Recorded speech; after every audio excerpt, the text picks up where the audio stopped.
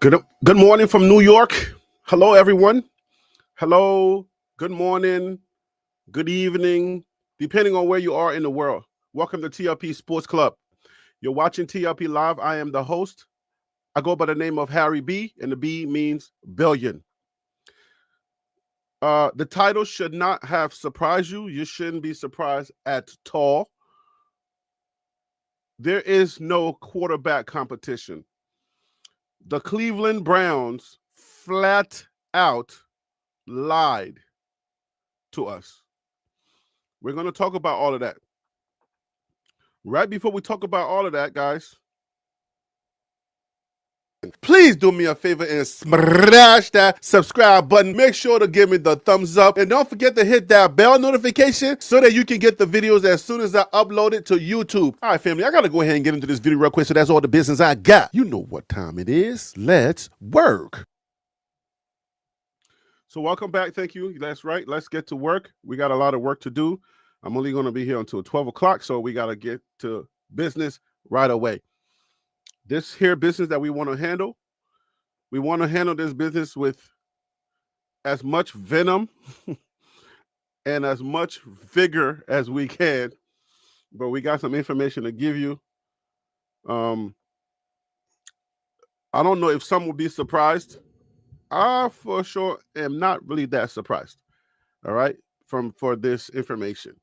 Because at the end of the day, we kind of saw this coming. As soon as we saw 5th round and Cleveland Browns, we kind of understood that this was going to come down to this. But yeah, got a little bit of help today. But before I get into that information, Coach Prime and his boys are, they're making some noise. They're making a lot of moves. This figure you've seen before, because I think if I don't remember, I think I remember actually doing a video about the different players that was at Colorado, and I remember calling Boo Carter. But yeah, so let me go ahead and put that up there. Give me 1 second. Let's remove the intro. Always forget to do that. When you share, you have to move the intro. All right, so yeah, so Colorado has some breaking news from On3 that what to say here? Breaking news. Tennessee defensive back Boo Carter has withdrew from Tennessee and is currently on a visit in Colorado. This massive news comes after he has been missing from the team for the past week.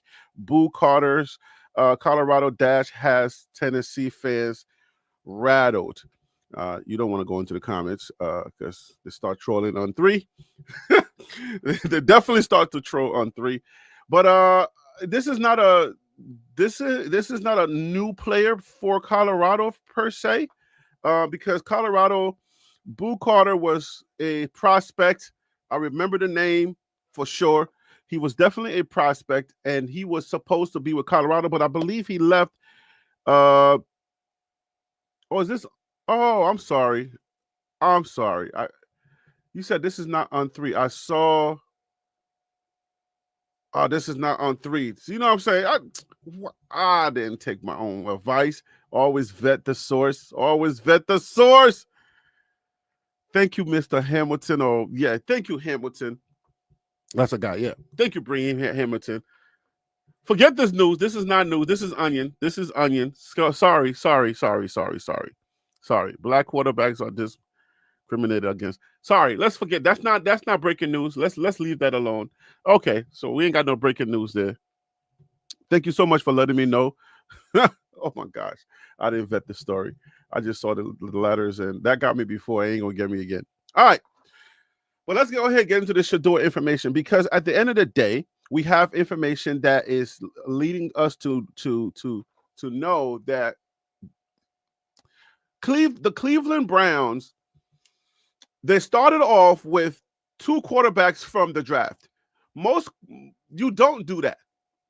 All right, you don't choose 2 quarterbacks from the draft.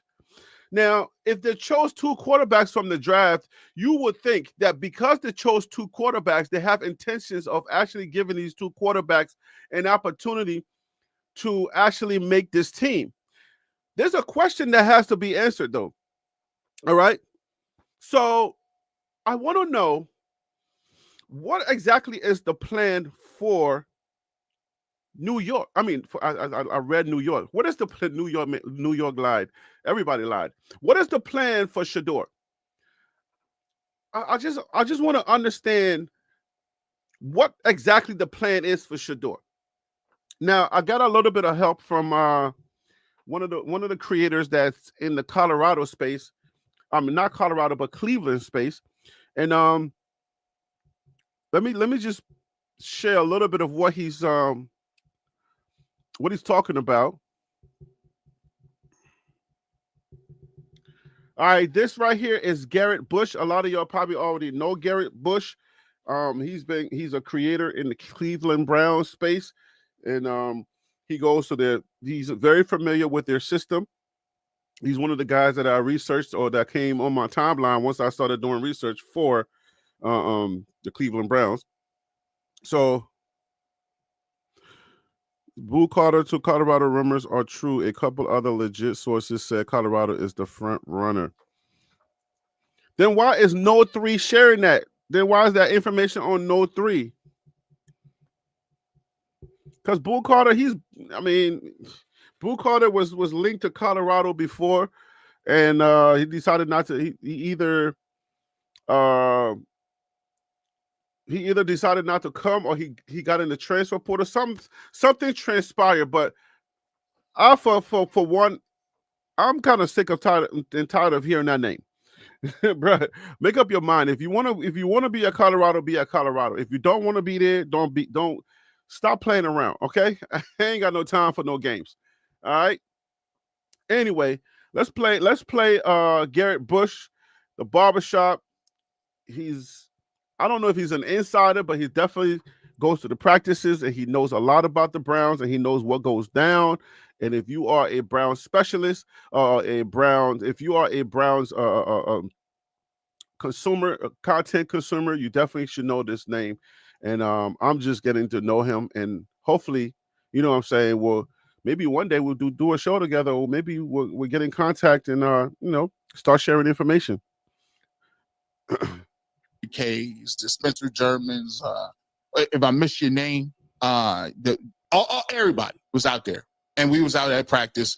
And I'm going to give you what my honest estimation is of what I saw in training camp day 2 today, and I'm going to give it to you right quickly. To me, I'm going to let you know that right now, in my opinion, as I see it, there is no quarterback competition. There isn't one. I'm going to let you know that right now. And that's not because of specifically what I saw on the field. There is some things on the field that I saw that would lead me to that conclusion. But also, we're going to tell you what made me come to that conclusion based on Kevin Stefanski speaking today, Andrew Berry speaking today, also the way practice was scheduled today. So, first and foremost, I'll go. All right. So here we are. Now, a lot of the fans want Shedeur to just cut ties with this team, just hoping that, Shedeur just leaves. I'm with that. Because, I mean, at the end of the day, man, look, what is their plan for this young man? You bring him in not to give him a chance to play, and you're not going to keep 4 quarterbacks on the roster. So then what exactly did you have in mind? Because if he's bad, then you cut him, and you cut your ties, you cut your losses. But what exactly did you have in mind bringing Shedeur in this organization? Like, what is the plan? I really don't understand what. I don't know if I don't know if a lot of y'all are football fans or NFL football fans, but this is the most dysfunctional, unorganized, lying, deceitful mess that I've ever witnessed with the NFL. Because it's like, yo, if you have the intentions of not playing him, if you had no intentions, then what exactly transpired? Did somebody force your hand to bring him in? What if you didn't pick him up and he just went as an undrafted free agent, and then he could go to different teams and have that do-over? I feel like that would have been a way better scenario for him than to go to the Cleveland Browns. They're using him to sell jerseys and make some money off of his name. But when you get to the practices, they have no intentions of actually giving him quality reps so that he can have a legit chance to make the team. And please hear me out. Those who are football heads, those who understand football, we are very aware of the draft status and the pecking order. The draft status and the pecking order and the history of how that goes suggest that this is normal, but not the way that Cleveland has been handling it. Like if it was with the Philadelphia, if it was the 76ers, not 76, it was the Eagles, I'm sorry, 76ers. If it was the Eagles, if it was the Pittsburgh Steelers, if it was like any reputable NFL team, I would totally understand. Because I know with their organizations, they're more solid. And when they tell you something, they'll give it to you. Like they'll say, hey man, we don't have a quarterback. This is the scenario. But the thing about it is, if Shedeur was in that scenario, if he went to a team with who already had an established quarterback, that actually would have been a better situation. Because what you're stepping into is you're going into a system that is already established with their quarterback, and you're going to be under that other quarterback trying to win a second or third spot. And that's a better situation to go in if you fall that low in the draft. Because now at least you're solid. But with the Cleveland Browns, that scenario, it just gave you no road. Like there was no way that you can say, okay, so what is their plan? Because fifth round, and then they already had three quarterbacks before they drafted Dylan Gabriel. You know what I'm saying? You had Watson, you got I just call him Achilles, okay? You got Kenny Pickett, and you have Joe Flacco, and then you bring in Dylan Gabriel. That's four. So with 3 actually being able to play. So that 3 should be enough, right? 3 should be enough. You're going to keep, the third guy's going to be out there probably half of the time not going to be dressed. But when you get 5, now you have to start asking the question, where exactly are we? Like, where are we going? What up, y'all? What's going on in the chat? How y'all doing? Timothy Taylor, what up with you? Brahim Hamilton, thank you for letting me know about that whole no 3. Purple Orca, what up with you? Why would the Browns cut him? He is a first-year quarterback on a 6th round contract. They will give him a year.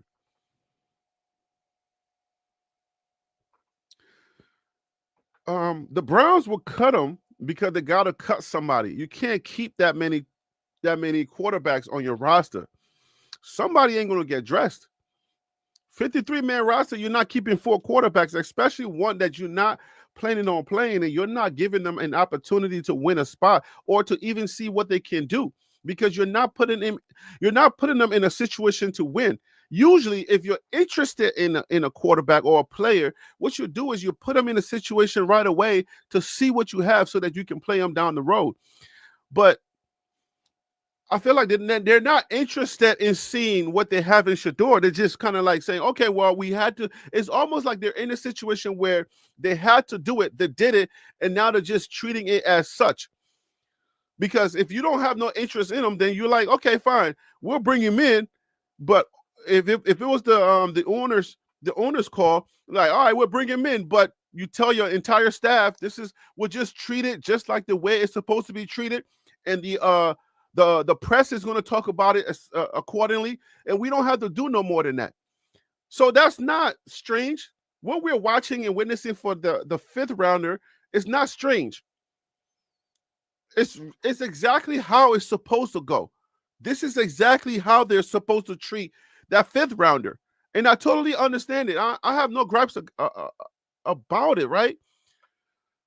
But it's like they say one thing and they do another. The GM said there was no quarterback. Nobody had won a job. Everybody's going to have to fight for their own job. And that quarterback's room is not the best quarterback.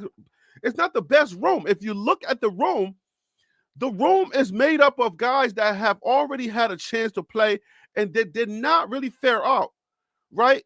And with the exception of Flacco, you know, he's an OG that definitely, you know, he can play the game, but he's done. Like, he's already ran his course. Now he's the type of guy that you want to bring in to kind of like give you a certain amount of games, because Flacco has not made it past, I would say, 10 games in the last, I don't know how many years. So you don't trust him to take you throughout the entire season.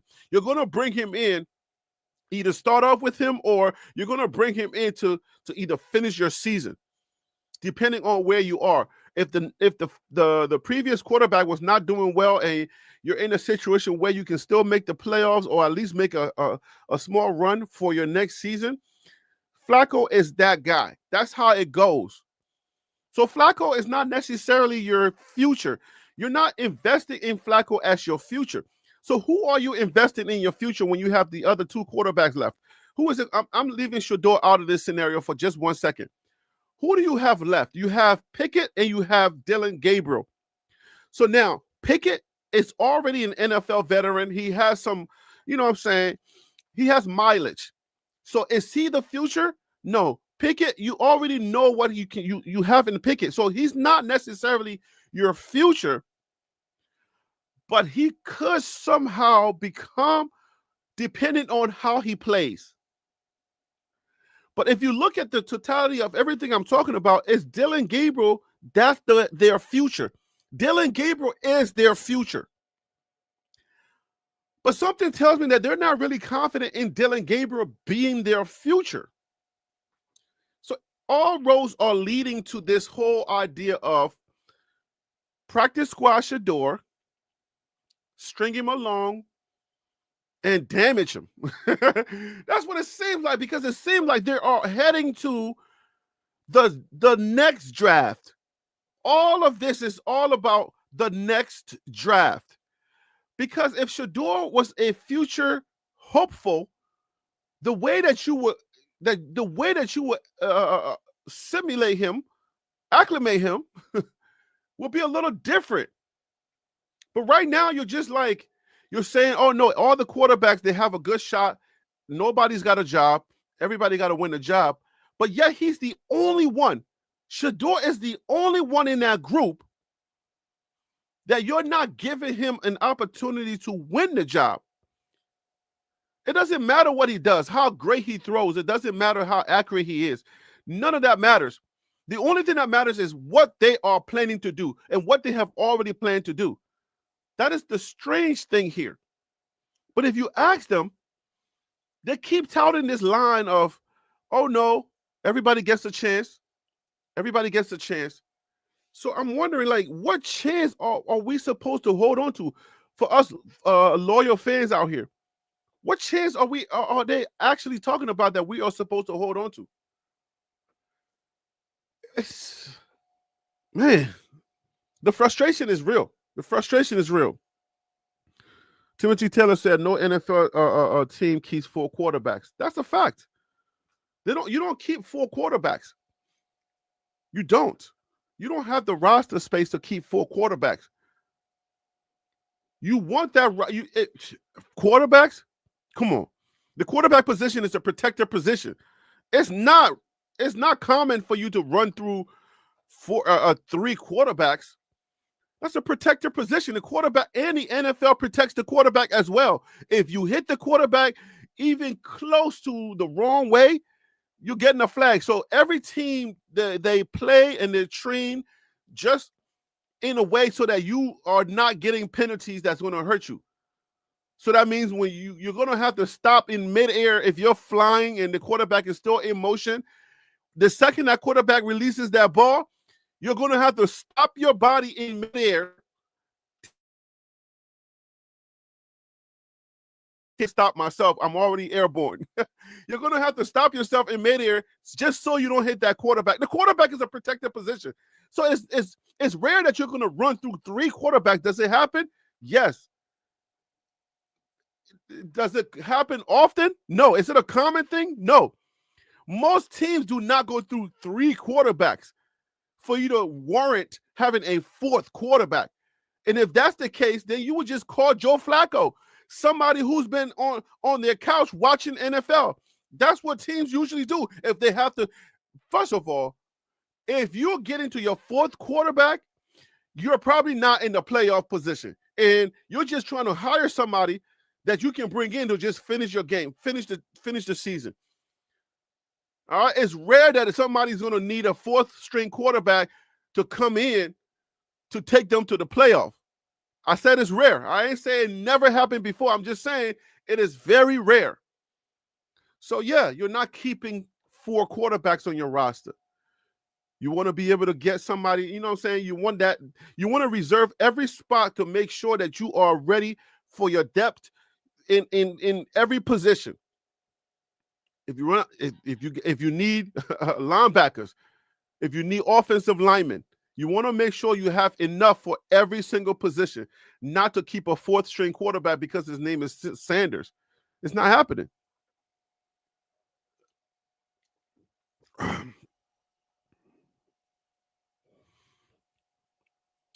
Echo That Media says they have 5. Yeah, they have 5. They have 5 quarterbacks. Obviously, one is not active.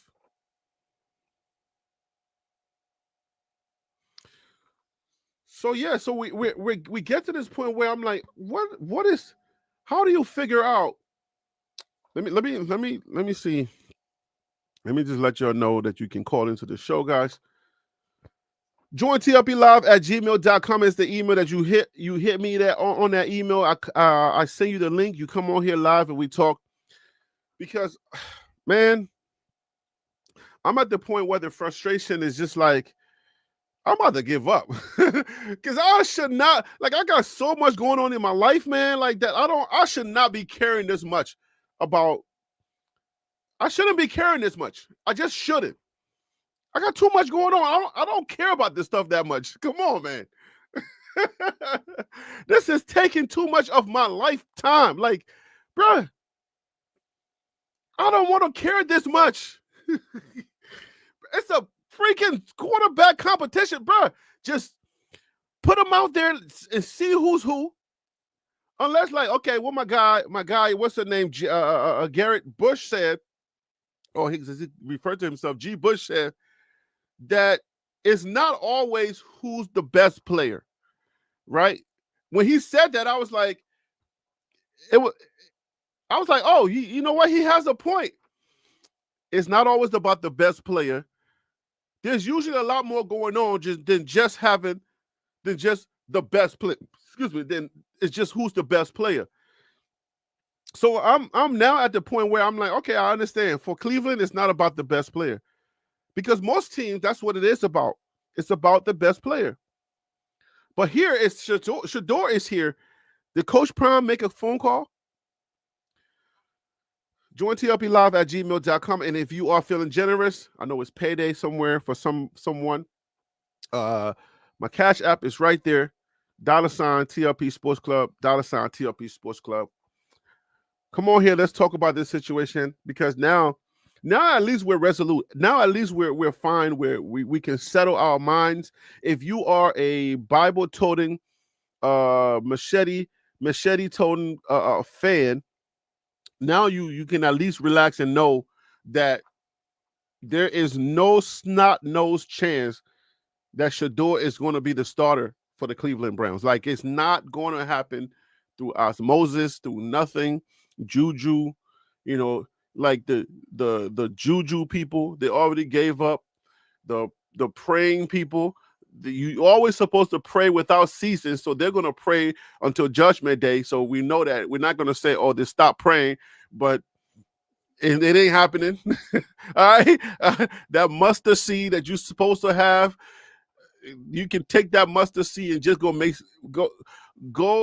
some real mustard. Okay. And just enjoy your mustard, because that mustard seed it's not going to happen. It ain't going to happen. And as a man of faith, for me to sit here and just be like, out of options, God is usually the last option. But can we invoke God here and say, no, God is still God is still God? And okay, maybe that's the last option. Let me not discount that. It's going to have to take a miracle, okay? Because you never want to discount God, right? You never want to take God as the option. You never want to take that off the plate. But that is what it's going to have to take at this point. So hit me up, join TLPlive@gmail.com. Hit me up. Let's talk about this, because it's really frustrating, man. They hung us up to dry, and that's not right. You know what I'm saying? We came here, and it was like, yeah, man, the GM was like, yeah, everybody's going to have to fight for their job. But then when everybody's fighting, it seems like only 3 guys are fighting. The other guy is just there. He's just there throwing the ball, and we're just excited to just see him in a football uniform. But now we have nothing. Now it's like, what are we even cheer for at this point?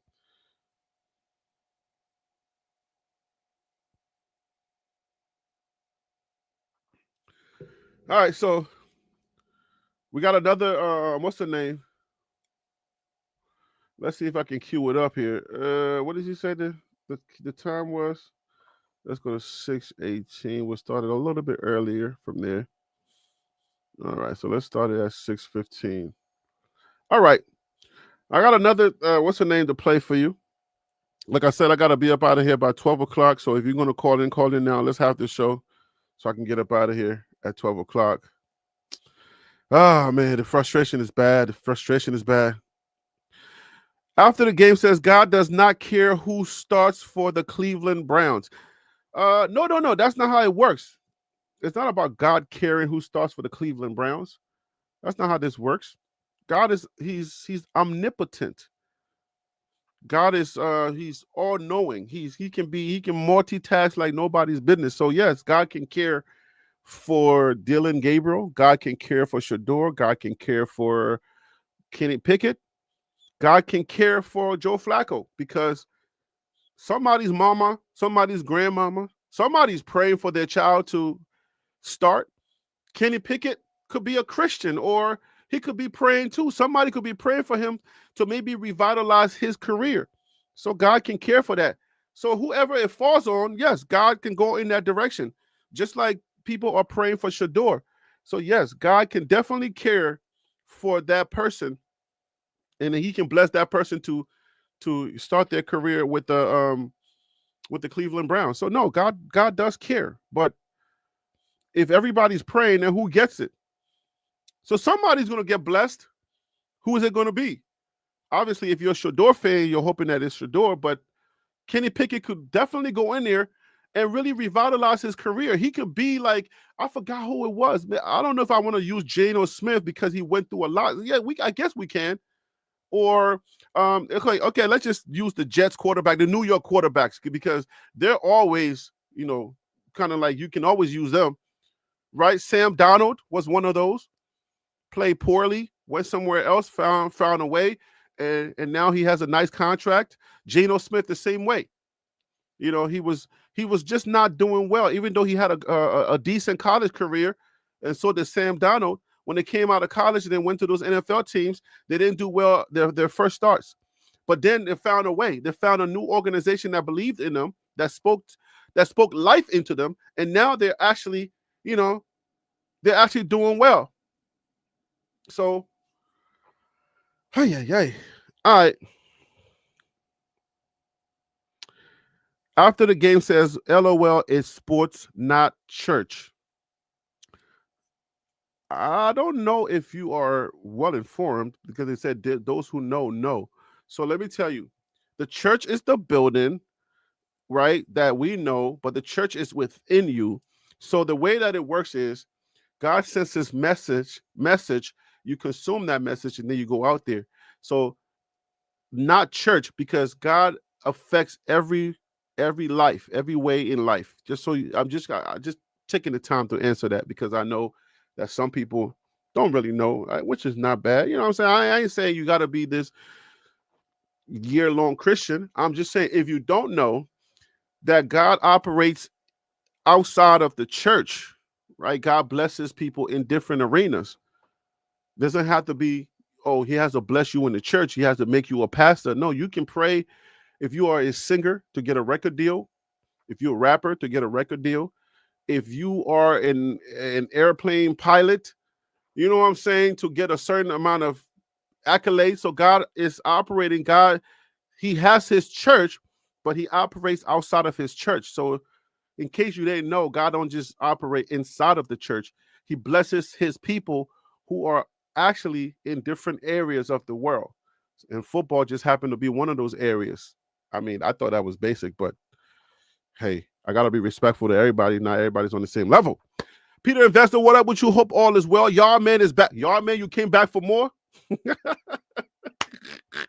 Y'all man, what up with you? AI X3, what up with you? When you cut him, watch the headlines, pray for him. Watch the headlines, pray for him. Baker Mayfield got sent to the Panthers. Baker Mayfield got sent to the Panthers. Was that like an example that when I was saying that? Is that what it is? Because this is not like Baker Mayfield that's playing with Shiloh. He's been sent to the Panthers, right? You can be the most religious person in the world, but if your ability does not measure up, you're not starting. What? After the game, you're gonna make this about church because so would you say that David, Fadama, what's up with you? Would you say that David has had the ability to fight Goliath straight up? Or do you feel like God had to intervene in order for that to happen? Because I'm not talking about religion. I'm talking about people praying for you, for things to happen for you. I'm just saying people praying, like your mom prayed for you to get the job, or your mom prayed for you that, you have safe passage. That's what I'm talking about. I ain't talking about Shedeur is this religious person and God is going to make him the starter. I think you're misunderstanding what I'm saying. I'm saying people are out here praying that, he will get a fair chance.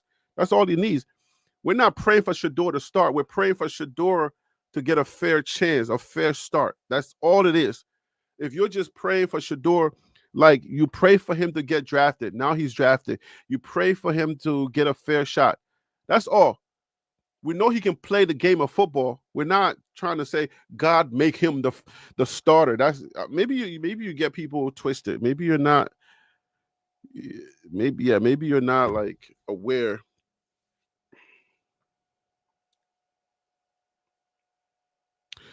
Foreshadowing? Nah, not foreshadowing. Let's go ahead and listen to this about Shedeur not starting. Shedeur's not getting the type of reps that will indicate that he's starting. He's going to start, or at least have a snowball's chance to start. Quarterback situation. Obviously, that came up with 4 quarterbacks on the roster. He said all 4 guys could go into the regular season on the roster if they are, quote, 53-man worthy. Do you buy him situation? Obviously, that came up with. Then they seem to make good news on the field. One of the other things that AB talked about a little bit yesterday was the quarterback situation. Obviously, that came up with 4 quarterbacks on the roster. He said all 4 guys could go into the regular season on the roster if they are, quote, 53-man worthy. After the game says prayers are not going to help him start. Shedeur has to win the position. All right, so I'll yield. Because I think at this point, I think you're either trolling or you don't understand how prayer works. So I'll just yield to the people that actually know, because I think you're trolling or you're just not aware of how prayer works. So anyway, let's keep it going. Do you buy him saying that all 4 guys could be here when the regular season starts? I do. Because he made also mention about the back end of the roster there, the post game day 48, right? So your positions of or roster positions 49 through 53 are of the developmental variety. Well, they have 2 quarterbacks here that are of the developmental variety. Skip the drama. Ask your provider for the Cologuard test or request online.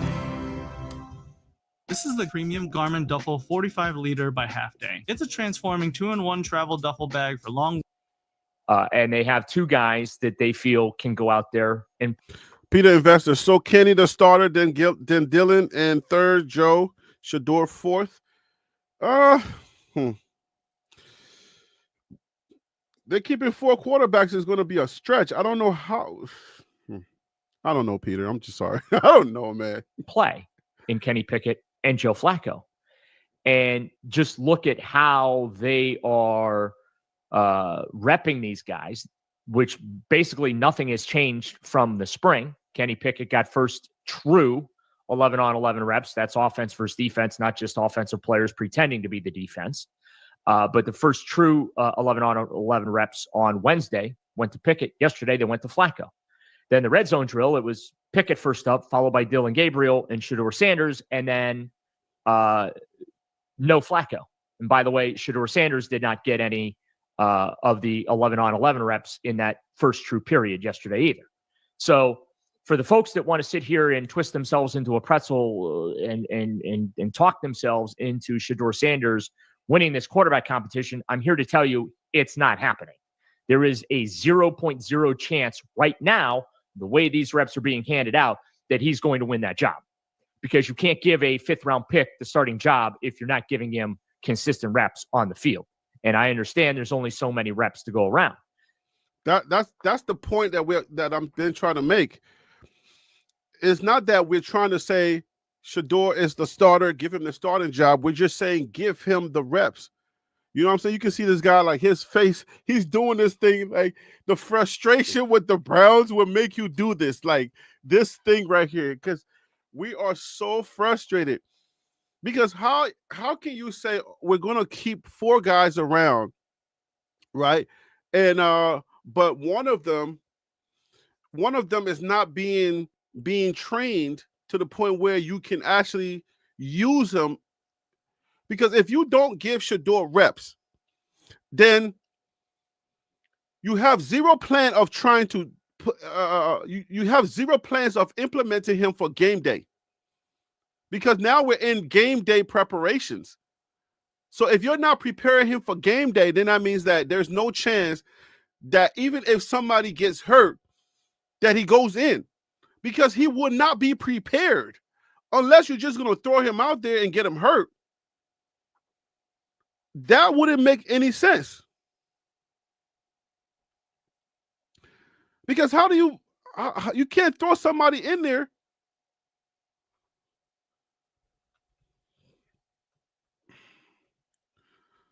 You got to prepare your guys to play this game. We're talking about game day preparation now. You got to prepare them to play the game. You got to do installs. You got to tell them, hey, this is scenarios. You got to put him into scenarios. But what I do know is that there is no 4th string in the NFL. So that means that you're on the practice squad. So if you're playing with the practice squad guys, then that you're not necessarily you're not getting ready for game days. Unless it's just going to be like, all right, go in and just down the ball. Like you're the last guy left. Everybody's hurt. Dylan Gabriel's hurt. Joe Flacco's hurt. Kenny Pickett's hurt. And they'll put you in. I mean, Shedeur, he'll try to do something with it, but they'll probably just tell him, no, just hand the ball off to whoever the running back is. It's going to be all runs. It ain't going to be no pass. If you pass this ball, we cut you immediately. Because you don't know the playbook. You don't know anything. So they didn't prepare you. So just hand the ball off and just get out of the way. because we're just trying to get up out of this game so that we can get to next year and draft a quarterback that we really trust. So this guy's so frustrated, you can see it on his face. Either he had a long night the prior night, or he's just like, what is Cleveland like? What are we gonna do with this Cleveland? Stefanski's also still dividing the fields during 7-on-7, vets on one, rookies on the other, to maximize that time, because they're in this compressed window, this ramp-up period, right? Practices are around 70 minutes long.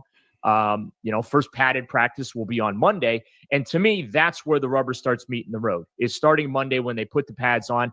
That's really when we can take deep dives into analyzing which quarterback is getting the reps and with which unit and how many reps they're getting and things like that, because the pads go on and that's when things start to get a little real here in camp. Right now, it's, they're in, shirt, shorts, and helmets. So, and it sounds like, just based on Stefanski's comments, he wants to begin paring this thing down next week. And for me, I think the first guy that's going to be not so much voted off the island, he'll still be here, he isn't going anywhere, but Shedeur Sanders, I think, will be the first removed from contention, because again, he's not getting meaningful 11-on-11 reps. And when I talk about meaningful, that is where he's going against the first and second team defenses. So you've mentioned that the practice fields are still split at times in terms of the. So Kevin Stefanski is devious. It's just weird. Y'all man says, Harry, be patient. Harry, be patient, Harry. It's not a sprint, but a marathon. He will get reps on the scout team, timing speed of the game, learning coverages, and understanding game management. He will have to learn. Again, that's like, you say that to say, like, he ain't capable of doing that for the starting position. That's what it feels like to me. And listen,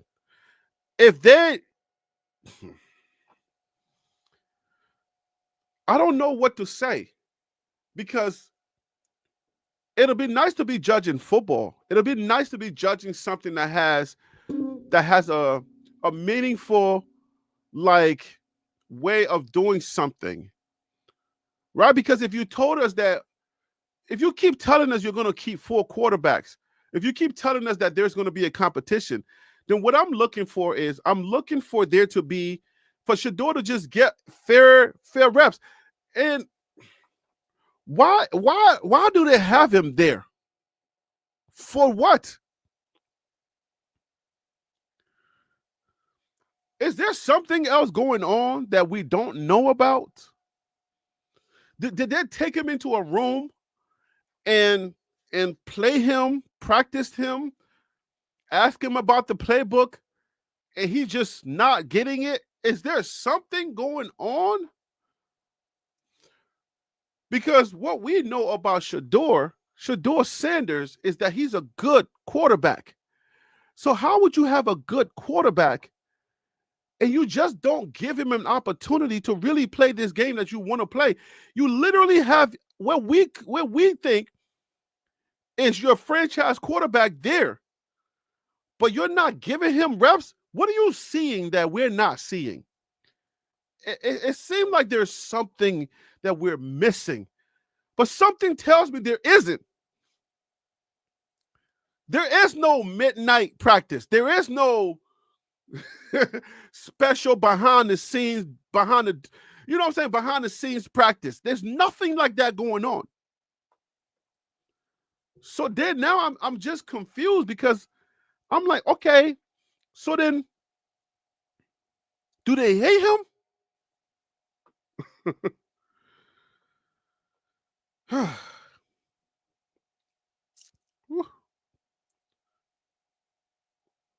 Let me copy this link. Give me 1 second, guys, because this is, man, I'm coming, Chad. Let me send this, producing and hosting at the same time. What are y'all saying in the chat? No, he's a capable, but But if they throw him in and he doesn't work, then it's worse for him. So how could it not be worse for everybody else? So if they throw him in and it doesn't work, if you're throwing Dillon Gabriel in, this is the thing, Yard Man. Understand that the quarterback room is terrible. That is not the best quarterback room in the NFL. And Shedeur Sanders is coming from the college. He's coming from college, and he's a good quarterback. So the reservations and the questions about his acumen and all of those things, you should have the same acumens, the same questions for the other quarterbacks. Joe Flacco's too old. Kenny Pickett didn't work out for other teams.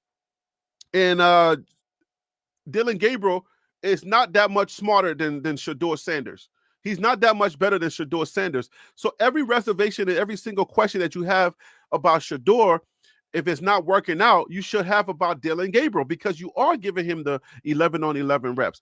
You are giving him the options to practice with the other teams. So whether if you put him in and it doesn't work, put him in. It's not like they put him in and it didn't work, and we're sitting here having a conversation about saying put him in more. The point is they have not put him in. That's the whole thing. They haven't put him. They have not put him in. So put him in and let it work or let it not work. At this point, I don't care anymore. If it doesn't work and he's the stupidest black man that's ever lived, I want to see it now. Because that's what it seems like. That is what's happening in that is the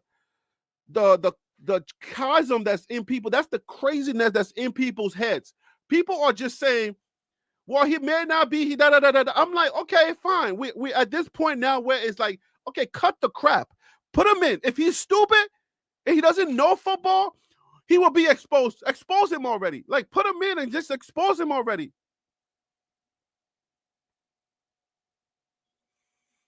You rather have him fail now than succeed later? Yes. Yes, fail now. Because everybody else is failing now. Why? Is he stupid? Is he dumb? Is he slow? Why is everybody being given the opportunity to fail now? That don't make sense to y'all? Like, what is it about Shedeur Sanders that is different from everybody else? Than Cam Ward, than Jackson Dart, than everybody else that is being given an opportunity to actually practice with the first team 11 on 11. What is it about Shedeur that we're saying, oh no, let's hold him back because we don't want him to fail? Like, what is it about him? This is practice. This is not a game situation. We're just asking the Cleveland Brown organization to practice him with the 11 on 11s. Whether he fails or not, you're doing it for Dillon Gabriel, so do it for Shedeur Sanders. Let us see him fail, because we have seen Dillon Gabriel fail. We have seen him throw ducks, interceptions. What is going to happen to Shedeur if you put him in? He's going to be like, oh no, I don't know what's going on. Oh no, please don't pull me in. Like, are we even talking the same language? Ty Smith, welcome to the show, my brother. Thank you for calling in. I appreciate you. Ty Smith, am I speaking a different language? I know I have an accent and I'm from Liberia, but you're understanding the words I'm saying, right, Ty? Yeah. I mean, I understand it from a certain standpoint.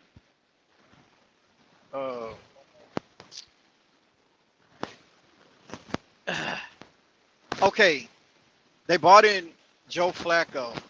They have Kenny Pickett. Those are one of the two are their projected starting quarterbacks for the season. Dillon Gabriel picked in the 3rd round. In my opinion and speculations, he's their backup quarterback. The owner came down and drafted Shedeur, right? Mm-hmm. That owner has the right to go downstairs and tell their head coach, Shedeur is my starter as well. But he's not going to do that. We know that. How you know that? There's a possibility. Because as the owner, it'll look bad on you for you to go and start telling your head coach that you hired to start telling him what to do. Because you're not a coach, you're an owner. So you can't go down on the field and you can't start telling the football people what to do. You're not a football player. Yeah, but you're just the money guy. You're the billionaire. You don't play football. If that coach want to keep his job, he'll do exactly what that owner tell him to do. And if that coach has any balls, he would just quit. Because that's on him. How would a coach who has a system, who you trust and you bring in, for the owner to start telling him, play this guy, play that guy? If you could do that, if you knew who to play and you knew how this game worked, then you can come down and coach yourself. But you can't start telling a head coach, a grown man, how to run the team, because that's why you hired him. Yeah, exactly. He's an employee. He don't run anything. At the end of the day, over the owner, he does not run nothing. Look at Jerry Jones, for God's sake. People move to his drum beat. If Jerry Jones, but when he chooses the coach, he usually gives them. It's usually like he's not telling the coaches who to play. He gives them, at least he gives them that respect to back up. But when it comes to certain things, does he step in and he makes the decisions? Yes, he does. Okay, let me ask you this. Okay. Who's doing the drafting? The GM, head coach, or the owner? The GM and the head coach should be working together to draft the players. Okay. Not the owner. Right. So the GM and the head coach, did they make a sound decision to pick Shedeur at all? Well, okay. So the thing is, we heard rumors that it was the owner that made the call to say pick him, right? So we don't know if it was the GM and the head coach. What we do know is that they don't like him, the GM and the head coach. That's not no speculation, bro. They didn't have no desire to pick Shedeur. The GM made that call. Pick him. Jerry Jones, he makes calls. I want this player, get this player, regardless of what the GM or the head coach may say. Well, yeah. I mean, I'm not saying that doesn't happen, but for the owner to be telling the head coach, play this guy, play that guy, that part is just like, all right, like where does the buck stop? Like what are we talking about? You're the head coach. The owner is the owner. He doesn't know the operation of the football. What happens on the football? Operation. He knows numbers. Like he knows numbers, but the thing that he knows is how to run the business of the team, but not necessarily be like, oh yeah, I want that linebacker. You know, I need you to play this linebacker, because I mean that it gets real murky when we start getting into that. Right. I mean, I understand that point, but I'm stating, I feel like Shedeur, only chance is that owner comes down and say, hey, I want y'all to play this guy. Just like he told them, I want y'all to pick him. Bro, this is July 25th. August comes, we're in football season. Mm-hmm.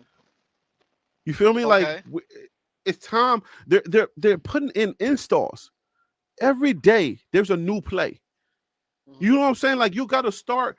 You need your quarterback. On basics. They really just working on basics. They're not really implementing nothing right now. They working on basics from what I'm seeing. They are working on basics. Right, but you're working on basics, but you also have to be the plays have to be starting to be implemented. You don't have you this is not a 3-month stretch where you need you see how thick that playbook is? Right. I understand the You playbook, can't and work that's on basics forever. You need to be starting to your quarterback needs to be in place and for you to start running through the installs. And every but your single day there's rookie, going to be a new play. right. Your Right. rookie's gonna So have a harder time uh catching up to, I mean, learning the playbook than your veterans. But but you got I to guess start like I don't because August comes football. So right. you cannot this ain't no we're gonna work on basics until they get it. No, this is like, oh, when they blow the whistle, you got to start playing. You don't have time to now say, oh no, we were working on basics. Now wait till we go work on our plays. No, this is where, bro, it's July 25th. Hmm. So you're gonna have to start playing. You're gonna have to start making installs in camp. We're at camp now. This is not Right. this ain't OTAs or mini camp. Like this is camp now. This is Right. where you put the installs in because come August, we got preseason. Before you know it, they blow the whistle and we're into the season. And now we're eating chips and wings. That's it. The window is not that wide open. It's just a It's small little 3 weeks and we're in there. okay. I understand that, Harry. So when Now, do you put the installs in all of those plays with all of that language and all of those uh-huh. things? When do you put in the install so that these guys can start getting used to it and being comfortable with hearing a different plays? When do you start that if you're just working on, hey, this is how you do your footsteps. Hey, that's how you do your footsteps. No, that's not how this works. I mean, that's what they've been working. They've been working on that. They haven't But that's been. what I'm saying. But this I'm is not camp saying now. that they're not implementing the playbook, but what I'm saying is that's what you've been seeing and what I've been seeing. That's what they've been working on. That's what they've been working on in OTAs and in rookie mini camp and training camp. Right now it's time. Now you will see the playbook starting to be installed. There ain't no more time for basics. They're done with basics. No more time for basics. You don't have time. You only have like 4 weeks to go to start football season. And that's why they give you that playbook, and it's up for you to dive into it. It's not for them to dive But to listen, help you. I'm not talking about memorization of the playbook. I'm talking about the repetitive nature of how the team gels with the plays that you've already remembered, right? Because you can remember it, but how the implementation is how teams win games. Because the smartest guy on the team is usually not the most athletic, and he usually doesn't really do that well. Should we go to Charlie Offerdall? You see what I'm saying? They can know the playbook from left to right. They can know everything about the playbook, and they can regurgitate it to you in their sleep. But when you start to put the installs in and guys start to move around and that poetry begins to happen, you learn real quickly that at the end of the day, like you're like, okay, hold up. No, that's not how we wanted to run this play. No. You're doing, I don't want you to do that. So I think that's what I'm talking about. You can memorize the play. Once you memorize the play, because it's just like, what's the best example I can give you? I'll go to my filmmaker bag. It's like, okay, I give an actor the script, and I say, I need you to know to learn the script. There are going to be phases in this, right? There's going to be different phases, because when we get on production day, I no longer need you to just know the words. I now need you to embody the actor and just talk like I'm talking right now, like this is a script, like this is scripted. So when I'm talking, I'm not in my head thinking about what's my line, what am I thinking about? That's how football should work, or that's how it works.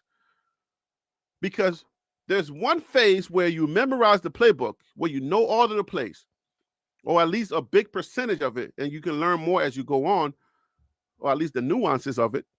But you got to learn that playbook. Once you learn it, now the implementation phase is where you run through the plays, where the athletic guys and the smart guys, they can all kind of gel together. And that's the point where football, that's where you win games or you lose games. Because it's not like you're not going to get to a point where we're in production now and I say, okay, action. And then you say the line, you're like, hey, yo, what size them shoes? What size is your shoes? What you mean, what size is my shoes? They're your size. What it is? What is it going to be? What's it going to be, son? They're your size. So when you get to that point, you want the actor to be like, all right, if you are in the jailhouse or you are an inmate, I don't want you to be like, what do you mean? They are your size. It's like you know the words, but it's like now I want the actor to actually, what you mean? With the attitude and the motion of an inmate, of a swaggy dude that knows that, oh, you got beef with me? It's about to be a long day for you. So I want you to be like natural with it. Like, what you mean? It's your size. Come get it. You know what I'm saying? Like, just so you're not acting in your face where everything is just like there's no emotion. You're just dry. You seen those movies where something ain't connecting? Same thing with football. You can tell when the players know the play, but they just don't know how it's ran correctly. Tom Smith, welcome back, brother. My bad, man. I don't know what happened. I think I hit a dead area. It's all good. But yeah, it's like the script and the director and the movie script. It's like that. It's like you get there are phases in the learning process and then the implementation, and then when it's finally game day, you don't want people to be second guessing themselves. But we are now at the point where, because remember now, when was the draft? The draft happened a couple of months ago. So right, once you're drafted, I believe either the next day or within that week, you're getting the playbook. And you got to start learning it right away. This is your time to learn this playbook. We're going to come in and then we're going to start implementing it little by little. And then at the end of the day comes camp. Now we're just putting the installs in. And every day there's a new one. We're going to go over this play today. All right. Red potato. Tomorrow it's going to be a different color of fruit, or it's not even going to be a fruit at all. It's a whole nother meal. We're learning it. We don't have time to be like waiting for somebody. So it's up to you. You got to know it. Every day is a new play, because there is no time. You literally don't have time to waste. You hear, Tim? Yeah, I'm here. I'm listening. Yeah. So but yeah, you go ahead. So Shedeur isn't being implemented in that whole scheme. So then, if you are a fan sitting back thinking Shedeur is going to win the starting job, how does it happen? I never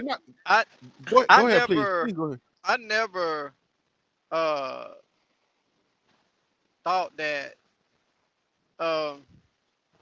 he could be the day one starter with Joe Flacco and Kenny Pickett, who are veterans. So regardless of their play, I still didn't think that being picked in the 5th round that he could just come in and be day one starter. But I thought that there would be a time where he would be able to get to see the field. But I never projected him like to be a day one starter. Like it's he has to grow, and I'm okay with him sitting back for a year and learning and preparing himself, so when he do hit the field, he understands that the game is a lot slower to him. So I'm cool with it, but I just don't like the fact that he's not giving the opportunity based off of the quote, we're going to make this a fair competition. But And okay, not so let me ask you this. You saying that you don't mind what's going on. Are they even preparing him or making the investment that you would normally see in a backup that you can have some hope knowing that he's eventually going to get there? They're not even making that investment. So what hope is there that you're going to see him soon or you're going to be able to see him in the future? The way that they're moving, what hope do you see in that?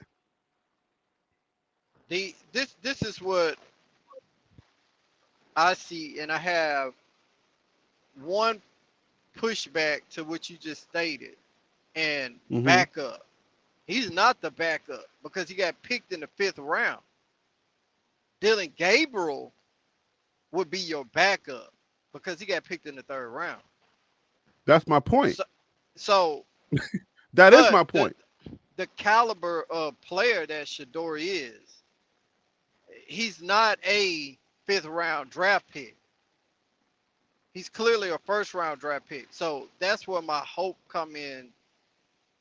But that's what I'm saying. That what you just pushed back on is what my point is. How do you work around that? Because the pecking order of things in the NFL is you have 2 quarterbacks that are sitting 2nd and 3rd string, right?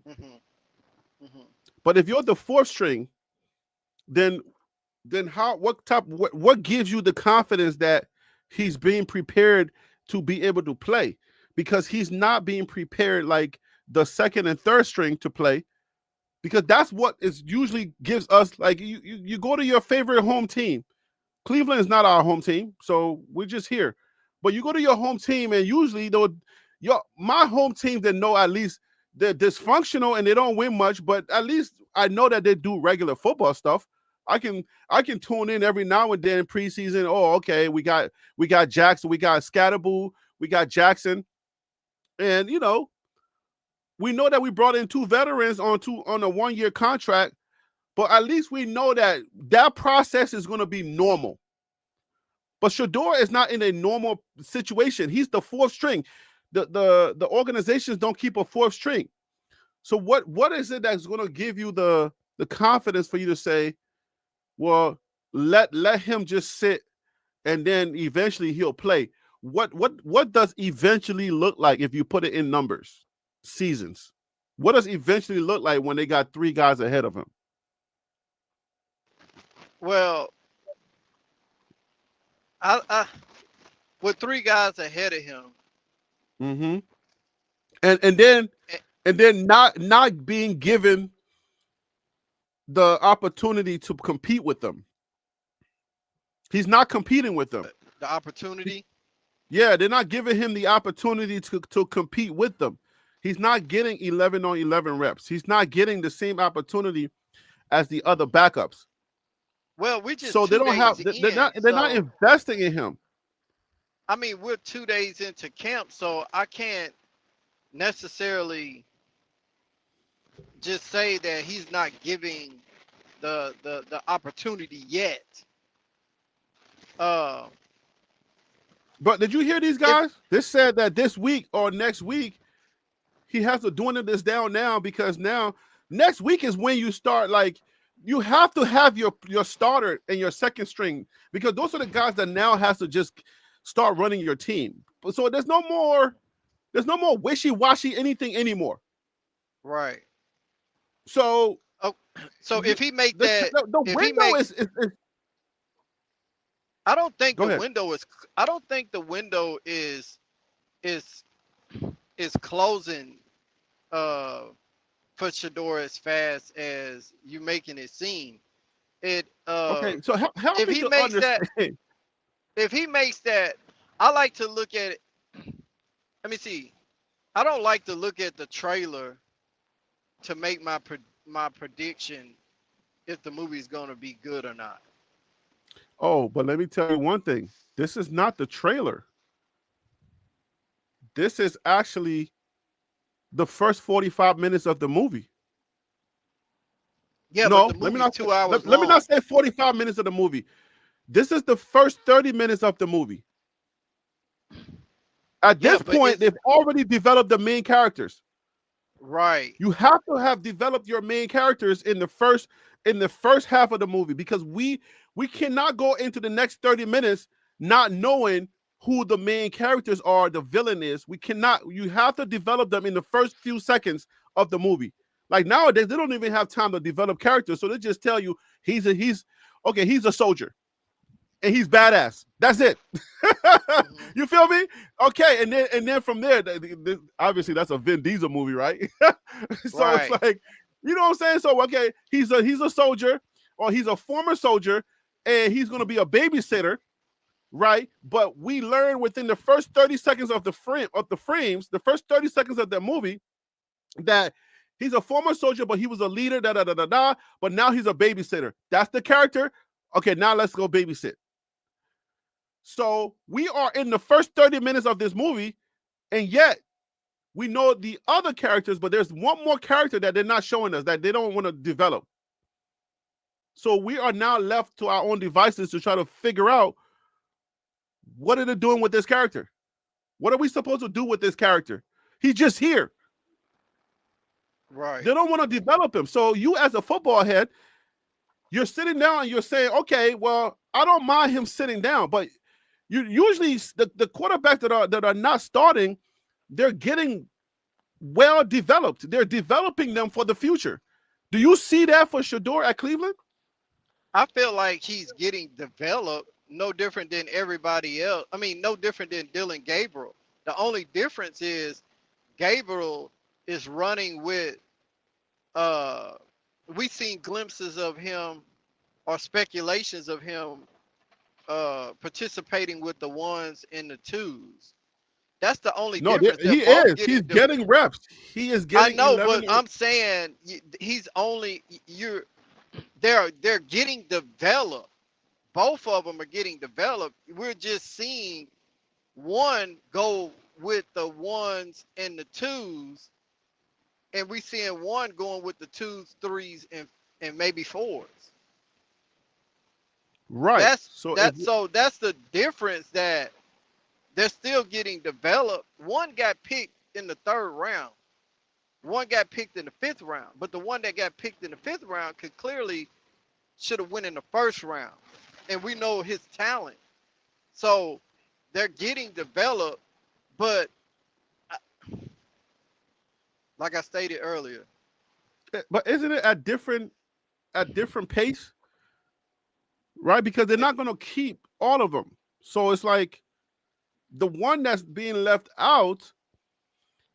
Okay, let me make the argument for the 5th round. The 5th round is going to be somebody that you kind of like have to see like right away what you have, right? Because the 5th round, you're not going to, there ain't nothing for the 5th round. Like you're going to either cut him. If his name wasn't Shedeur, like I would think he would be gone by now.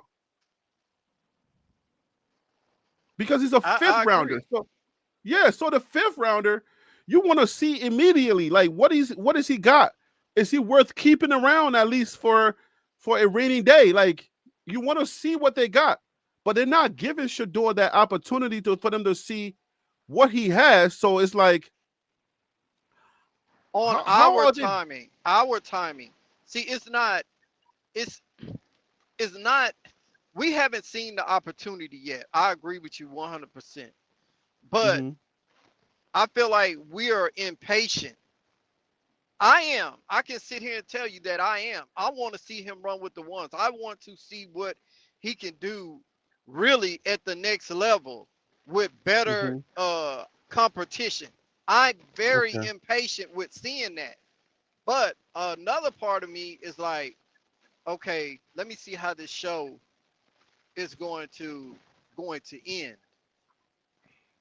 You see what I'm saying? I think it's the so you still have hope for that one fans. character. So the movie's almost over. You still have hope for that one character. You just think he's going to deliver this line, and he's going to deliver a memorable line and that's gonna be your character. Like you locked in on this dude. Rudy, the movie Rudy did. Oh, so now Shedeur is Rudy. No, I'm not saying he's Rudy. I'm just that's my pushback to what you just stated. You know, but but at least for Rudy, you knew he wasn't a player, but he was gonna get that one chance. So you waited for that one chance. Now, if we saying Shedeur is like that, then okay, fine. If we know he's like that. We keep saying that he should have went in the first round. So he is like that. So okay, do you believe that Shedeur is their franchise quarterback? No. And I was gonna get to that in a minute because there's twofold to this question. Mm-hmm. There's twofold. Do you believe that they have a franchise quarterback in Shedeur? That's the other flip side to this question. Do you believe that in Shedeur they have a franchise quarterback? Yes, I believe in Shedeur they have a franchise quarterback. But the flip side to the question, do you believe that this is their quarterback? That's the part you're saying no. Yes. Do I believe Shedeur is a franchise quarterback? Could be a franchise quarterback for the Cleveland Browns? Yes. Do I think the front office wants Shedeur to be their franchise quarterback? No. Right. And that part is obvious. Why? Okay. I had the privilege of talking to one of my friends, Devin. I had the privilege of talking to Devin White, uncle, the other day, and we was chopping it up. And the front office have a plan, no different than any other business. You got a 1 year, 2 year, 3 year, 5 year, 10-year plan for your business, right? The question is, do any of these quarterbacks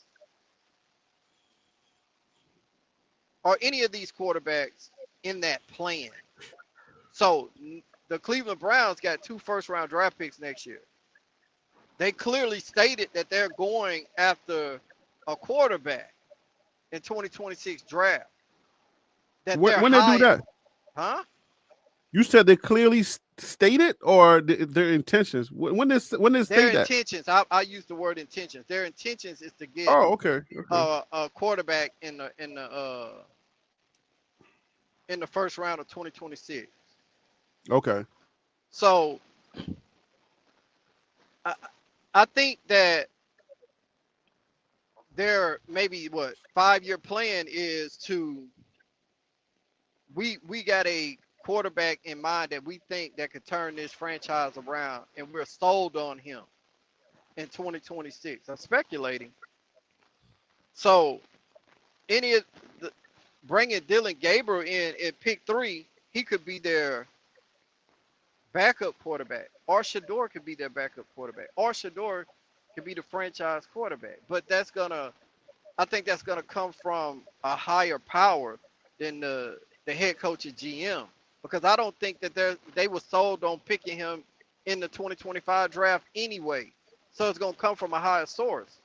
That's why I stated earlier, I feel like his pathway to playing early and getting out there on the field is going to come from somebody higher than the GM. And I don't think the GM can survive 3 years in Cleveland I don't think he can survive another season in Cleveland with a 3-win record. That's what I was thinking too, because I'm like, a lot of these guys ain't gonna be there, so they should play the player that's gonna give them the best shot. That's why I see the 2 veterans being ahead of the 2 rookies. But as far as are they getting these 2 rookies to be their future, I guess the way they're moving is they're not, because they don't trust Dylan Gabriel. If they trusted Dylan Gabriel to be their future, they would not get Shedeur Sanders. Right, and if they trusted Shedeur Sanders to be their future, then they will actually develop him and give him the same amount of first-team reps that they would Dylan, regardless of how you drafted them. because you want to see who you have, and they obviously are not doing that. So I understand when you say, "Look, man, we're impatient." I get it, but I'm like, am I really being impatient, or it's just that they're dysfunctional? I don't know that I'm impatient. I feel like I want to be patient with them, but they don't know, they don't know how to communicate with the fan base. Their communication sucks. Mixed Let me ask you messages from this. your Insta, huh? That part, what you just said, mixed messages. I can, Yeah. I can, I can, I can say something. Okay, I'll give you a prime example. Mm-hmm. Pun intended. Okay, Donald Trump in the Jeffrey Epstein case. Uh-huh. It's right there in our faces, right? Yeah. And we want to know the truth about the Epstein files, right? I feel like But we kind of already know the truth, but I guess we want it to be official. you want an answer. Right.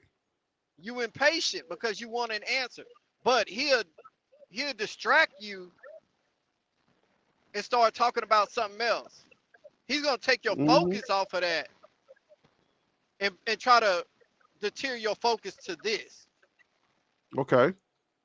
I feel like Cleveland Browns is doing the same thing. They came out and stated it's going to be a fair competition between the the the the 4 or 5 quarterbacks, whichever one you Mm-hmm. want to pick. But we clearly know it's 4.5. So Right. with the 4 quarterbacks, it's going to be a legitimately fair competition. But we're watching it, and we can see that there's not a clear and fair competition because one of them is not given the opportunity to run with the starters, the ones. Mm-hmm. But Cleveland Browns is trying to distract us and move us in a totally different direction away from that fair competition. But okay, with the distraction though, usually the distraction comes with a plan. Like you have something, but I don't know if if they're like intentionally distracting us, or their moves are distracting. Those are two different things. It You see could what I'm be saying? their I don't. moves. Trump is you got to give him credit that he intentionally is trying to distract you with the Obama thing and trying to say Obama should be Right. arrested and all that. What's the name? Charged for treason.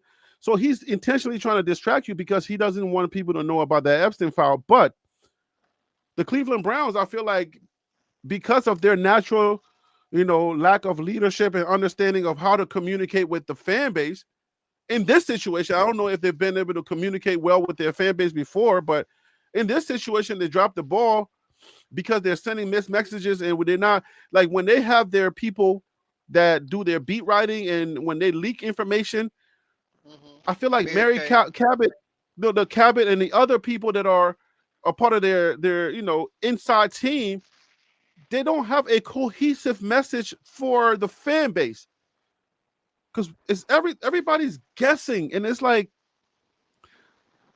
yeah, there is a natural order of things that you can guess your way into certain things, but when the beat writers don't know what's going on, then where are you supposed to lean? Where do you go? How are you supposed to even think about your team and what it is that they're doing? Here it is, we're almost in August, and they're still saying they might keep 4 quarterbacks. Might. At this point, it's almost August, and we're still talking about quarterbacks. It's good Do for you know any sales. other team? Do you know any other team in the NFL where we don't know who their quarterback is going to be starting the season in like 3 weeks? The season starts in like 4 weeks. It's good for sales. It's good for sales, but it's not good for football They because you control the don't know. narrative, Harry. They want to control the narrative. Remember on a couple of shows back, I said, the Cleveland Browns. I feel like there's a cat fight between who's right and who's wrong. The GM, I think the GM and the head coach did not want to pick Shedeur in the draft. The head coach wanted Shedeur. So now it becomes a battle of who was right and who was wrong.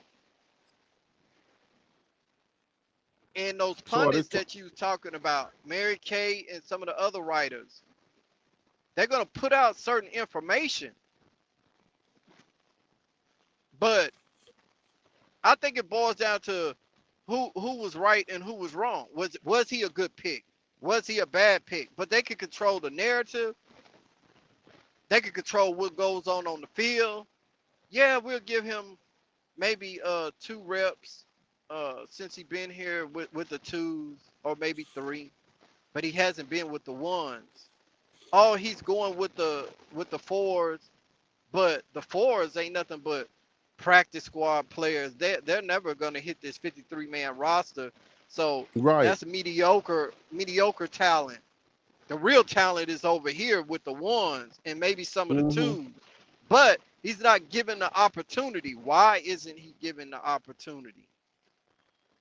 Oh, it's better competition ahead of him. We need to see what Joe Flacco and Kenny Pickett can possibly do. We do have a 3rd-round pick in Dylan Gabriel. We need to get him up to speed because he may be our future backup quarterback. Right. So and then Purple Orca saying, why would you tell your competition who gonna be your QB? The same way that Jalen Hurts is the quarterback in Philadelphia, and you ain't gonna do nothing about it. The same way that we know that Cam Ward is gonna be the quarterback. The same way that all these teams already have quarterbacks. So I don't know if like this. I don't know if anyways. But if you come out and say,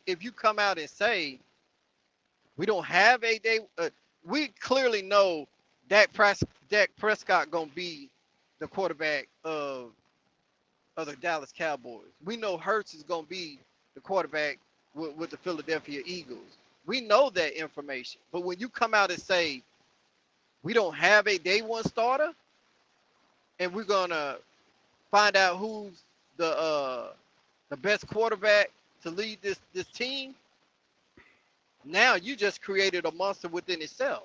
Because now all eyeballs are on you to see how fair you really gonna make this competition, or are you just blowing smoke? Or they're blowing smoke. Or you really don't necessarily have a competition going on because you already got your eyes set on 2026. So we'll just run with this narrative throughout the season until 2026 come, and we go get our franchise quarterback that's in our 5-year plan already. This can already be in the making for 2026. You mentioned Trump, but that's the thing, because at the end of the day, you're making it feel you're doing it like we're not smart out here, like we don't understand out here. That's the thing, and that's the thing that frustrates us, because a lot of the fans are locked in with the team. So, but the way that they're moving is like, oh, the fans are stupid, they don't know what's going on, so let's just keep tagging them, let's just keep dragging them along. No, like, bro, if I tell you, like, when does the NFL season start, bro? Let me see. We're playing games.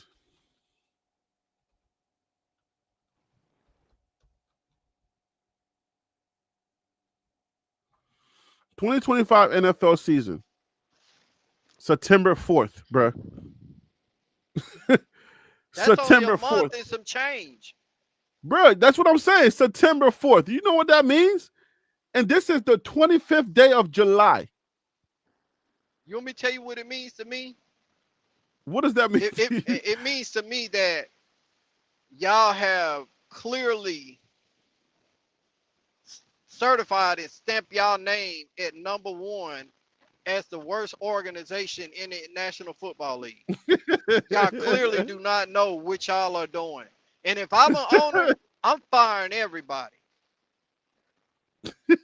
I'm firing everybody because y'all didn't turn this into a circus that's gonna hit every city this year. That's a fact, right? I'm trying to look, but that information, that's the preseason. I mean, that is the season. I ain't talking about preseason. That's the season. Hey, so in a couple of weeks, in a couple of weeks, we're gonna be doing right. You're gonna see an opponent. Yeah. Yo, facts, like the preseason. Let's see here. Hold up. For the 5th consecutive season, all but 2 teams will play 3 preseason games before the regular season kicks off on September 4th. The Los Angeles Chargers and the Detroit Lions each play in preseason game due to the participation in the Hall of Fame game on July 31st. There's a Hall of Fame game on July, like in 6 days. July 31st. Bruh. Who playing that Hall of Fame game, you know? Los Angeles Chargers versus the Detroit Lions. Oh, okay. Bruh. So preseason is about to stop playing with me, homie. What are we doing? What exactly are we doing? At the end of the day, the most ready quarterback that Cleveland has on their roster and is Joe Flacco, man.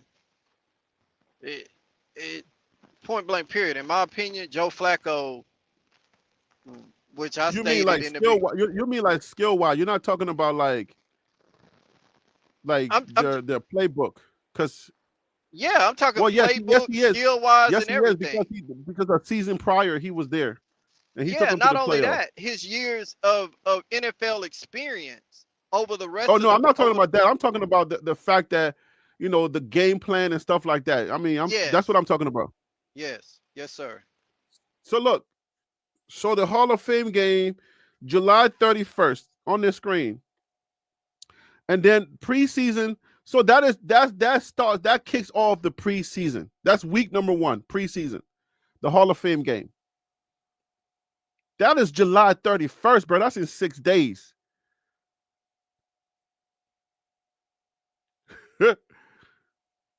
Yo, this is crazy. Cleveland at Carolina, August the 8th. Yeah, so we'll get a chance to see possibly Shedeur on the sideline if he even suits up. Tim, you're not picking up what I'm putting down. You're not picking up what I'm putting down. August 8th. That's in what, 2 weeks? August 8th. The Cleveland Browns have to play the Carolina Panthers at 7:00. Oh yeah, man. Like you can't play a team without plays. You can't. You can't get on the field without knowing your plays. No, that'd be crazy to put a player out there who doesn't know the playbook or whatever. But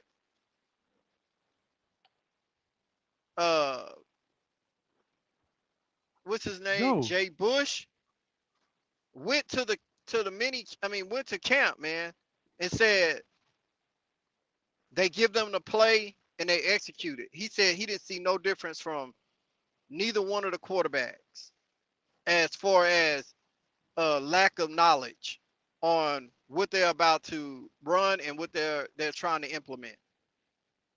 So that statement of Shedeur doesn't know the playbook or whatever, you could debunk that.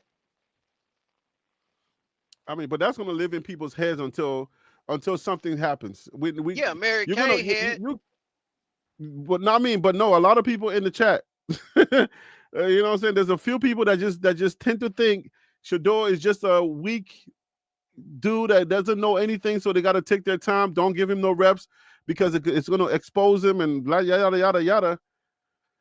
But yeah, man. Yo, August the 8th. You know when August the 8th is? Yeah, bro. Hey, next week is the 1st. It's 2 weeks from now. That game is gonna come on 2 weeks from now. Bro, that's 14 days. Well, hey, you better get it. Somebody better get it together. And we already know it ain't the front office. That's in 14 days, bro. And they don't have practice every single day like that, bro. No. That's in 14 days they got to play the Carolina Panthers. But let me ask you this, Harry. Yeah. Who's to say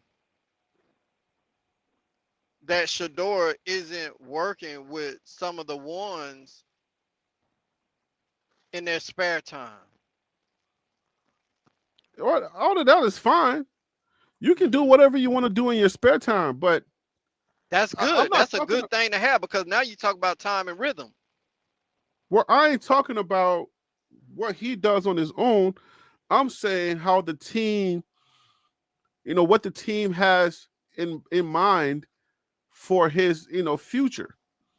Because he's fourth string, so they ain't doing too much with him. Yeah, I don't think none of them guys, Cleveland got none of them guys in their future. I think 2026. It's going to be a whole nother team. Yeah, and I think, like I said, companies have a plan, a few-year plan for their franchises. So, hey, it may happen 2 years ago. They could have been looking at a quarterback 2 years ago, like, okay, this is gonna be our franchise quarterback. 2026 roll around, we picked that quarterback that we've been high on for the last 2 years. But bro, here's another question. If you don't prepare Shedeur, how does he play in the preseason?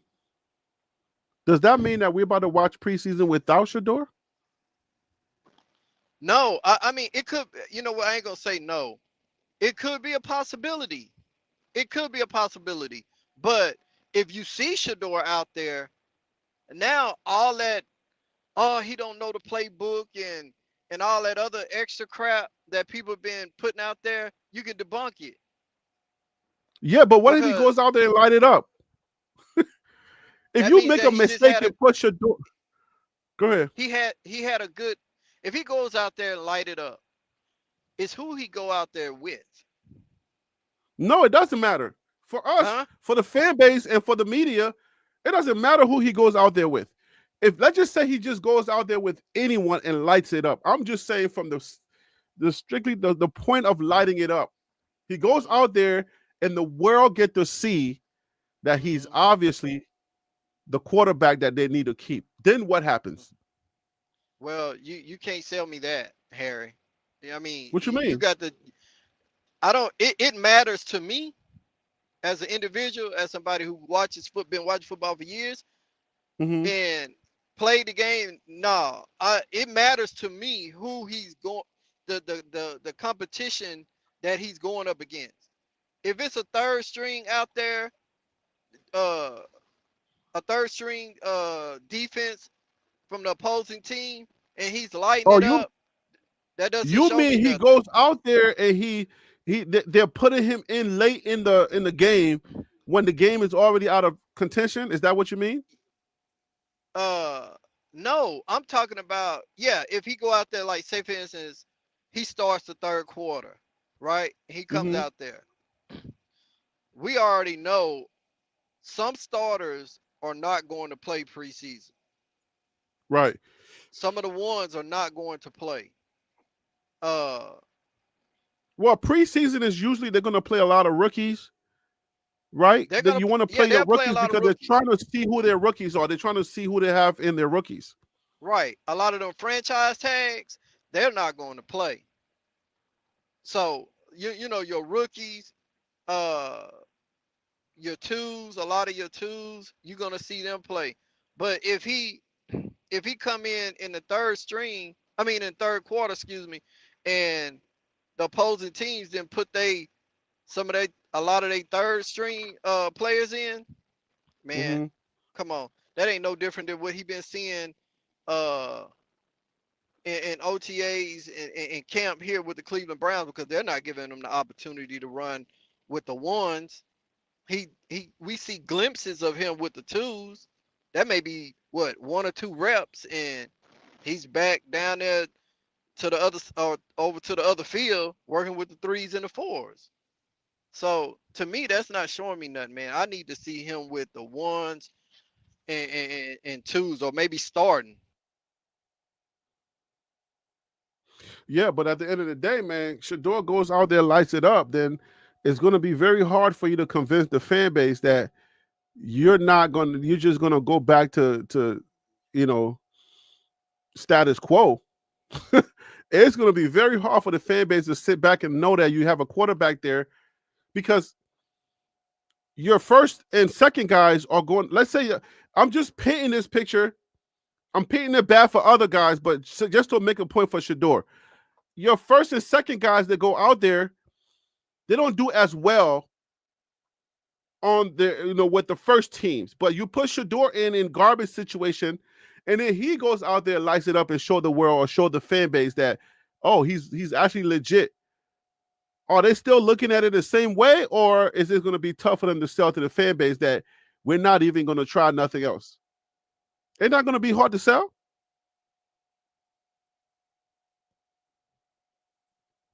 Because at the end of the day, I'm looking at it like you can hire him all you want,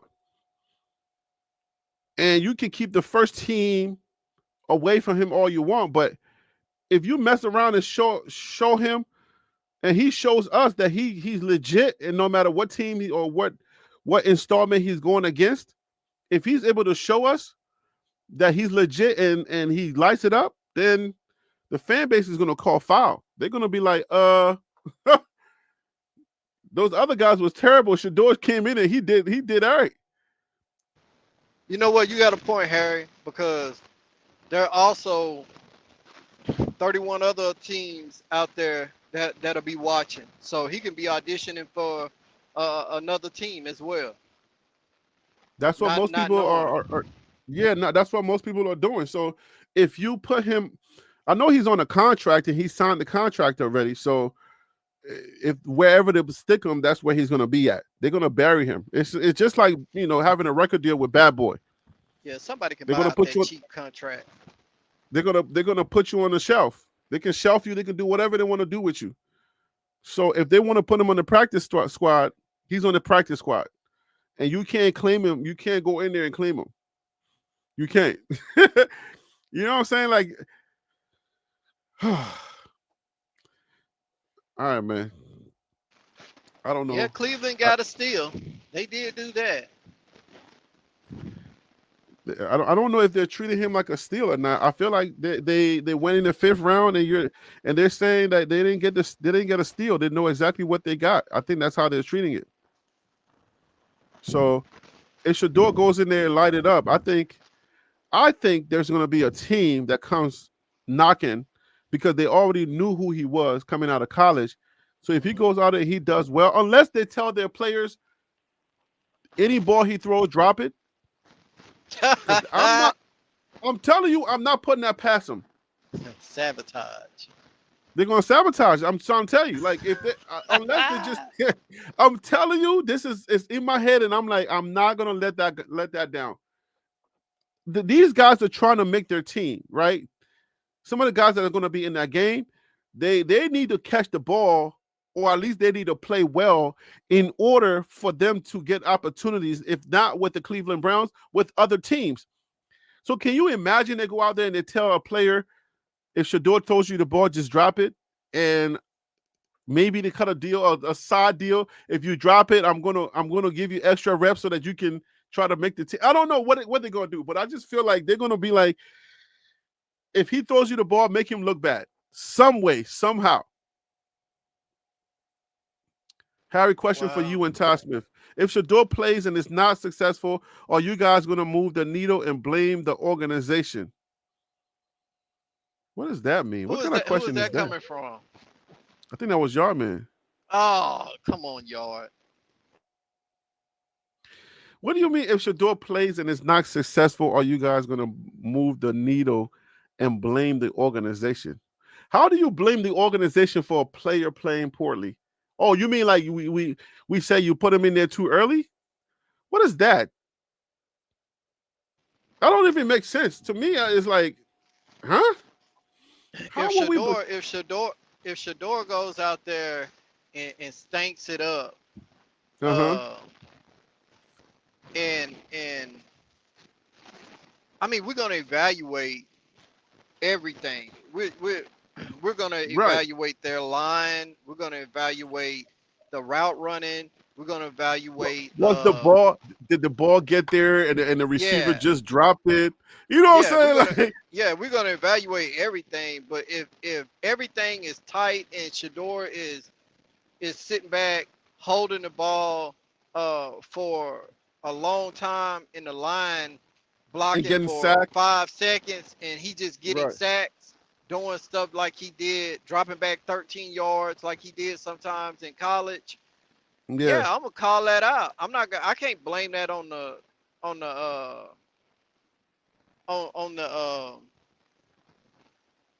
front office or the head coach. That's solely on him. Right. You know. If Shedeur, he will have to make the mistakes that he makes. Wild Dog, what up with you, man? Oh, man, you coming at the end. Yeah, if Shedeur makes mistakes, then I'm not blaming nobody else but Shedeur. And I don't know that anybody around here, like, especially for the show, we're not on no type of like, he can't make no mistakes. We call out his mistakes. But we don't think that his mistakes are enough to say that he's not going to be good in the NFL. He has mistakes just like everybody else. He's had to overcome things. He had to compensate for certain things that he didn't have on his offensive line, and he's had to make up things. So did he develop some bad habits? Yes, but that's what the team is for. That's what Cleveland is for, trying to get rid of those bad habits, and then you put a clock on them. That's it. That's life. Right. In one of the practices, you saw the clock on them. There was like 1, 2, 3. You got 5 seconds. 1, 2, and they keep doing that. Eventually, it's going to lock in. So I don't know if people thinking like, oh, he's not capable of getting rid of his bad habits if they train him out of it. If they don't want to train him at all, then that's a different story. But if you're telling me they're giving him the opportunity to get rid of those bad habits and he still doesn't, I don't know. That don't even make sense. Man, if he, I look at it like this, Harry. There's growth in every level that you step up to. As you move up the ladder, that's a level of growth. So, but that's what they're saying. They're saying that Shedeur is incapable of that growth. That's what is coming across. They're saying everybody else is capable of experiencing and growing, but they're saying, from reading their messages, they're saying that he is incapable of doing that. And you know what, Harry? To those that say that, if he does do that, and he's sitting over there drinking 21 flavors of Gatorade, I'd be like, that's on him. He the one who put himself in that situation. If he don't want to grow and become better and think that he can stick to those same ways as he did in college, that is going to pan out in the NFL level, then shame on him. But if we see it 1, 2, 3, he getting the ball out a lot quicker than what he did in college, knowing why he had to hold the ball a lot longer than some of those quarterbacks that had great lines. We understand that aspect. So seeing all those little small minor changes translate to the NFL, I'm gonna sit back and say, great job, young man. I can see that you putting in that work, you putting in that time. You see your flaws. You see what's stopping you from being legendary. or becoming. I'm gonna use the word becoming legendary. And Cleveland is going. They gonna pick that. They see it. They see his college film. They see how it won't work at the NFL level, and they're gonna break those bad habits just so he can be great. Not only great for himself, but great for the team and the organization.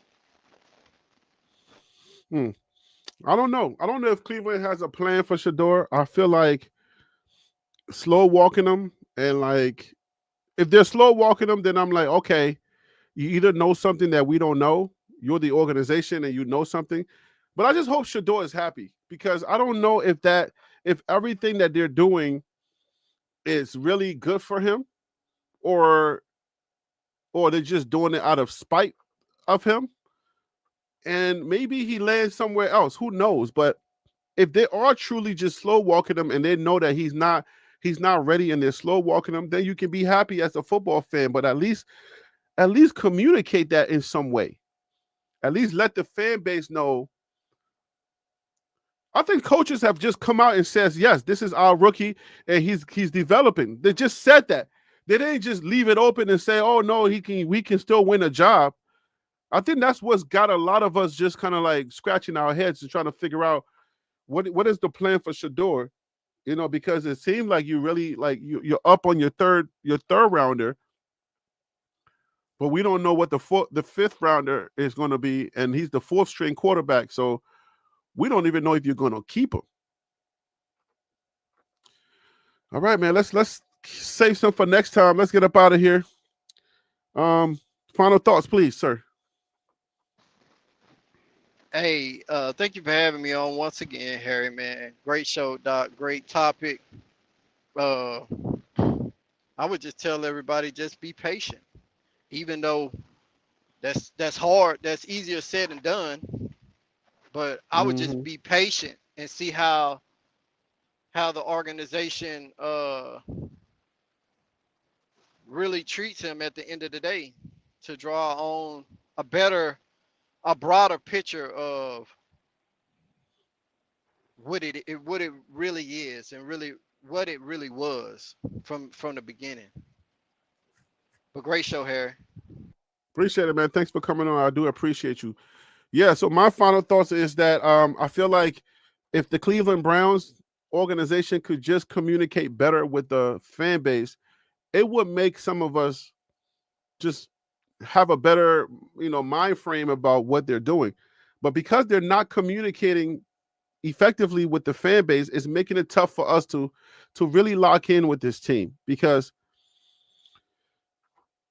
I mean, they're sending a lot of mixed messages. They're not feeding their media heads. They're not feeding them good information. They're guessing. They don't know. They're watching practices and seeing things going on, and then they go back and they're right. And what they're writing and the stuff that we're getting back is just kind of confusing. Just make it plain and clear. We know that you drafted Shedeur in the 5th round. So if that's what it is, then that's what it is. Point blank, period. If it's the 5th round thing, we do understand it. 5th rounders are not supposed to get any type of special treatment or anything like that, regardless of their last name. So we understand it. But just let that be known. He's 5th round. We're going to have to slow walk him. If you slow walking him, that's fine. That's fine too. But keep in mind, we do understand that when you're slow walking him, your 5th rounder, it's a 4th string situation, but there is no 4th string in the NFL. So are you keeping 4 quarterbacks? Because on August the 8th, you got to play a game. Are you keeping 4 quarterbacks, or are you going to develop all of them and then get rid of one of them? You feel me? Because the decisions have to come fast, because we only have a few weeks left before the NFL season starts in September the 4th, right? But before we say, okay, let's go with the chips and the hot dogs and the weekends, the Sundays we get ready after church, before we get to that, you only have a few weeks in order for you to get the men ready to install your playbook, to do everything that is necessary for these people to be able to gel the offense, the first team offense, and the first team defense. You got to get everybody ready. So at this point, we as a fan base, and we don't know who that is, then we still got questions at this late hour of the season, where the season is about to get started. So the preseason and the offseason is like, you're fumbling the bag. You're not being upfront, and you're not telling us what really is. And fine, if you got a system and it pans out later on, we'll give you the credit for it. We'll come back on here and we will say, you know what, Cleveland, they had us all fooled, or they had it all together all since they always had it all together and we didn't know. Our bad. But something tells me, just like your organization always screws it up at the end, something tells me Cleveland ain't gonna have it all together at the end, in the end. We'll keep waiting. There's only weeks to go. We'll see. So I'll see y'all on the next live, guys. Salute to y'all. Thanks for watching. Peace out.